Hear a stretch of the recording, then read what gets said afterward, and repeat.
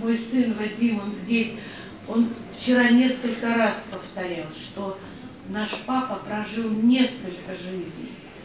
Потому что невозможно быть электриком и строить Ухтинский технический университет. Невозможно в это же время на сплаве работать со всей Максаковкой.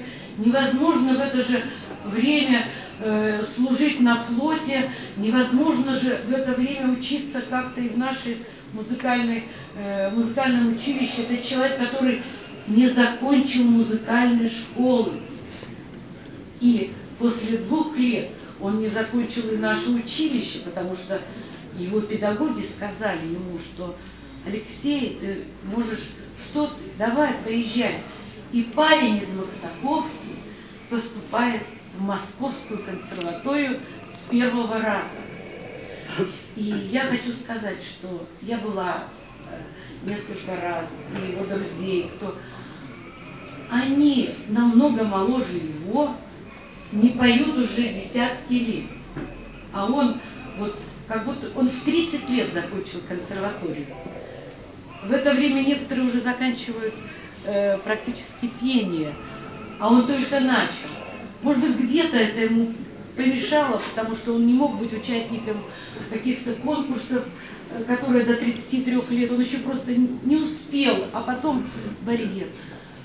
Ну кто же имел такую любовь? Это несравненно у себя на родине, в Максаковке, которая его обожала и обожает. Это, вы даже не представляете, как это важно. И вот он приезжал, и ему картину подарили на его 50-летие, которая называется «Алешина». Вы все знаете, это в районе, значит, за Алешино. И вот он приезжал в это Алешино, на эту траву ложился, на это небо голубое смотрел и говорил: Господи, да что же может еще быть другое, которое меня бы так грело? И вот это наша земля давала ему талант, и он пел. И где бы он ни пел, это всегда были действительно настолько восхитительные отзывы, что другого бы, наверное, это, я не знаю, с ума свело. А он очень спокойно. Когда в Пермском театре он работал, и его после исполнения партии Германа, солисты и особенно хор вынес со сцены на руках, и после этого можно было, я не знаю, а он вечером садился в поезд, ехал до Кирова в поезде, а в Кирове стояла его машина, которую он там и разбивал на этой. Кстати говоря, даже дорога Вятка сегодня восстановлена благодаря тому, что когда-то приезжал в Сыктывкар, значит, Фитиль и снял программу, что заслуженный артист России попал в какую-то там яму на этой дороге, с повязкой доехал до Перми, куда он ехал на концерт. Он, кстати говоря, они, в Фитиле это было, что он этот как бы концерт или что-то чуть ли не смог провести. Так вот он с повязкой на голове, доблестные наши ГАИ, за 40 километров, что случилась авария до Кирова, довезли его до железнодорожного вокзала, он сел на свой поезд, приехал в Пермь, отпел это был 2006 год, он отпел, 2007 год, отпел спектакль. И самое смешное, что на этой же разбитой машине, таким же обратным, я ему говорила: ты зачем вообще обратно ты приехал на этой разбитой, а машина-то была Ишкомби. Вот ценность большая, но она такая боевая у него была. И, кстати говоря, эту машину мы передали в музей, автомузей Сыктывкарского лесного института. Студенты ее восстановили, и сейчас она в музее автомобилей лесного института. Поэтому вот такой экспонат есть интересный. И я хочу сказать, таких случаев было очень много в его жизни. И последнее, что скажу, действительно, про тот костюм, которому спасибо за стихи, которые были прочитаны. Дело в том, что после того, как вот здесь приходили сегодня все его доктора, которые помогали ему, и после того, как произошел первый у него инфаркт, безусловно, семья защитила его, ему очень просили, и он согласился больше не работать в Пермском театре. 9 лет он там отработал, все партии, они объездили всю Европу, и именно на него были сшиты все костюмы. Это и Хазе, и Герман, ну и для других спектаклей. И вот когда он уволился, он выкупил у театра 2 костюма и привез их домой, повесил в шкаф и сказал: костюм Хазе останется вам на память мой, а в костюме Германа вы обязательно меня похороните. Это была его воля, и он ежегодно проверял, все ли там нормально. И когда в субботу случилось, мы с ужасом начинаем смотреть, где что. И только когда он уже был одет, красивый, вот он немножко, он улыбался. И первое, что, когда мы его увидели, это было через буквально 3 часа после его ухода. Он был в этом костюме, улыбался. И я с ужасом увидела, сколько же на нем пуговиц. И думаю, это ж надо, значит, он все проверил, прежде чем его повесить, чтобы, не дай Бог, что-то было не так. Потому что вы будете проходить, увидите, сколько на гусарском костюме этих пуговиц. Они все на месте. Начала болезнь, она его здоровым, красивым, вот таким, каким вы его сегодня здесь вспоминали. И даже вот Мария Алексеевна сегодня такие слова замечательные. Ильфия говорила, ребята говорили, Володя, Ольга, сколько было концертов на сцене филармонии и театра, когда благодаря замечательным докторам, я вот благодарна им, они ему там капельницы, что, чего. Он, ложась в больницу, планово иногда, с ним мне 10-го, вы меня выпустите, и только получив их согласие на то, что они его выпустят на концерт, который там важный, он ложился. А мне кажется, что иначе бы он просто не лег в эту больницу, и давно, может быть, его бы не было. Поэтому я хочу сказать, что он, конечно, очень любил свою работу. Я единственное хочу вам всем сказать, тут столько в адрес мой было сказано слов, не верьте этому, это все он. Я никакого отношения не имею к его таланту, и то, что поддерживали его зрители в большей степени, это так. И зная это, о чем иногда говорили на его юбилеях и концертах мой адрес, он вечером приходил и с иронией мне говорил: а может быть, ты еще и пела за меня? Это было правда. Мы всегда находили тот консенсус, который был действительно талант неимоверный, и, может быть, ему продлило еще жизнь, потому что сложные заболевания – это правда. Вот та дружба с 2 великими нашими россиянами. Это с Гафтом Валентином Иосифовичем и Вадимом Ивановичем Тумановым. Гафт звонит, плачет, я даже за него беспокоюсь. К сожалению, он не смог приехать. Валентин заболел и не смог приехать на концерт, который был запланирован на 13 декабря, а теперь Валентин Иосифович себя корит и мне говорит: Валя, вот если бы мы приехали, он же переживал, вот мы вплоть до того, я говорю, ну не надо так, мы же даже отдохнули, даже и вообще он обещает приехать в наш город в память Алексея Васильевича. Посмотрим, я теперь уже боюсь загадывать после того, как не получилось 13-го.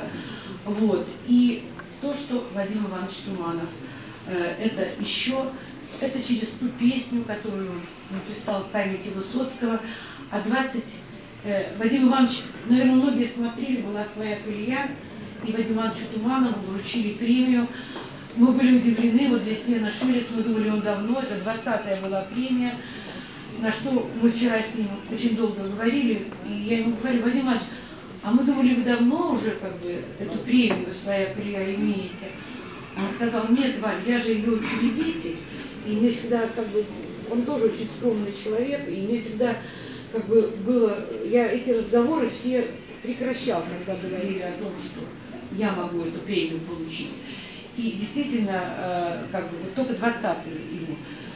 Так вот, его помощник, который сидел рядом с ним, вчера нам сказал, что Вадим Иванович был на этом концерте и все время переживал, и говорил: вот лучше бы, и января мы в это время отдыхали, они знали, что мы в Вене, он говорит: вот лучше бы никто из них не пел, и пел бы только Алексей. Вот это правда. И только вчера вот мы сказали Вадиму, что Леши не стало, он тоже очень переживает и очень любит ту песню, которая вот вчера звучала в концерте. И в этой песне 25-го я читала Алексею его стихи вот из сборника, где была эта песня, он меня слышал. И я понимаю теперь, что та песня, которая посвящена Высоцкому, слава Богу, Алексей не в 43 ушел, и мы уже счастливы этим. Она один в один ложится на судьбу самого Алексея Васильевича. И только две строчки в двух местах зачитаю. Там он написал Высоцкому: «С Богом рядом ты, в том сомнения нет. Он простил тебе все грехи, поэт». Я могу сказать: Бог простит тебе все грехи, певец. Ну и поэт тоже, конечно. И он всегда называл Высоцкого великим поэтом, именно великим русским поэтом. А у Высоцкого строчка есть, вы помните ее: «Я дышу, а значит я люблю. Я люблю, а значит я живу». И вот врачи сегодня приходили, когда он последний раз попал в больницу, и это был инсульт, и он не разговаривал. И я все время им говорила: вы должны ему обязательно повторять строчку чуть-чуть измененную. Это я ее изменила. Только тогда он будет бороться. Я дышу, а значит я пою. Я пою, а значит я живу. И, вероятно, поняв, что петь он уже не сможет, в субботу, даже уже в пятницу, мне кажется, он перестал бороться. Потому что сила у него была неимоверная. Он мою руку держал. Ну и последнее, вот то, что в его стихотворении я хочу закончить, он Высоцкому сказал про тех коней, которые унесли его: ну, а я своих берегу пока, плеткой редко бью по крутым бокам и пою про то, как жалею их, и про то, что ты не сберег своих. И вот сегодня пришла минута, когда он, к сожалению, загнал из своих коней. Что делать? Мы его будем помнить вечно, и я вам обещаю, что все проекты, которые он реализовал, мы обязательно воплотим с другими талантливыми певцами, музыкантами. Тем более так случилось, что здесь есть люди, которые были у владыки на Рождестве, когда мы отмечали, и утром уехали. Наша семья учредила стипендию молодому, талантливому пианисту. Здесь маму я видела, он сейчас в Санкт-Петербурге, которого владыка поддерживал 6-й год. Он учится в музыкальной школе при Санкт-Петербургской консерватории. Это Борис. И я думаю, что вот таких талантливых ребят мы обязательно вырастим, и республика наша будет очень щедра на таланты.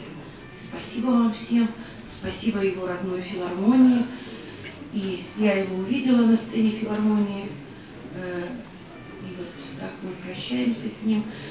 Он будет похоронен рядом со своей мамой, Зинаидой Алексеевной Нестеровой, с моей мамой, которую очень любила, с моим папой на Краснозатонском кладбище. Кто захочет, мы сейчас туда поедем. А в 2 часа родная филармония всех приглашает на поминки, потому что я очень благодарна вам, Мария Алексеевна, за то, что вы позволили нам и последние его посиделки провести рядом со сценой, которой он служил. Спасибо.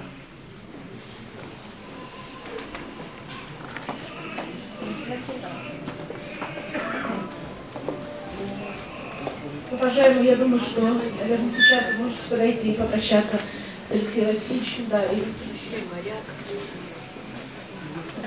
Да, если можно, да?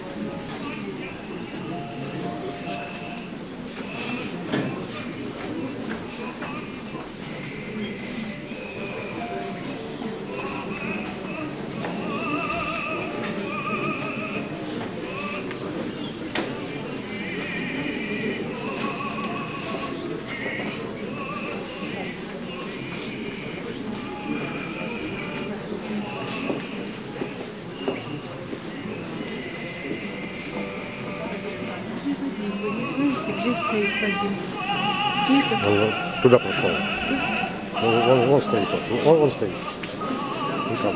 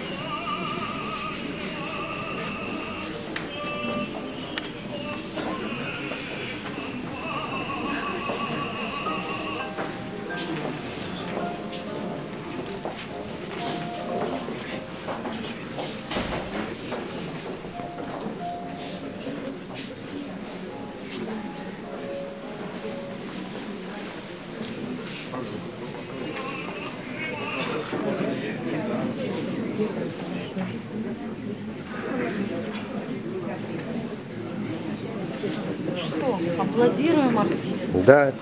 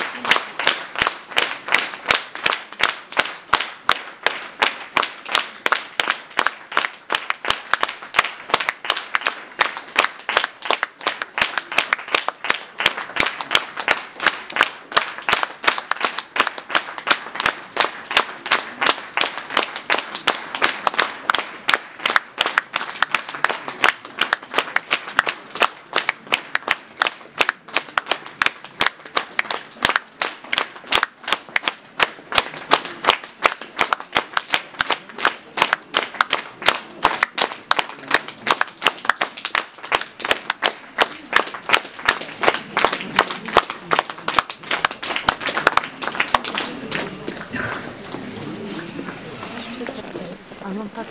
Вот у меня. А вон у Саши. А вон Костя здесь. Так я снимаю видео. Вот здесь будет музыка идти.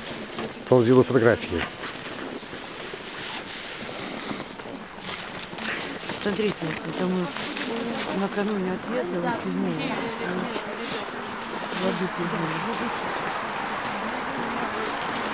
Валя, он сказал, если даже не будет, Просто отставить, да.